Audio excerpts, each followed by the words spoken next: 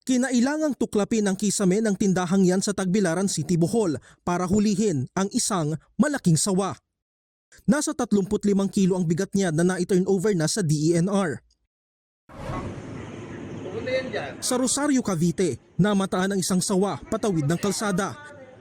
May haba itong 13 talampakan at may bigat na mahigit 15 kilo. Hinuli ito ng mga tauhan ng Menro. Maaaring gutom daw ang sawa at naghahanap ng pagkain kaya lumabas ng lungga. Sa Languyan, Tawi-Tawi, isa namang dambuhalang buhaya ang napadpad sa dalampasigan. May habayang 18 talampakan. Nakatakda itong i-turn over sa Ministry of Environment, Natural Resources and Energy ng Tawi-Tawi. Alinsunod sa Animal Welfare Act, ipinagbabawal ang iligal na paghuhuli o pananakit sa anumang uri ng hayop, kabilang ang wild animals. Maliban lamang kung magiging banta sila sa buhay ng tao, mainam ding i-report ito sa otoridad para sa tamang pangangalaga.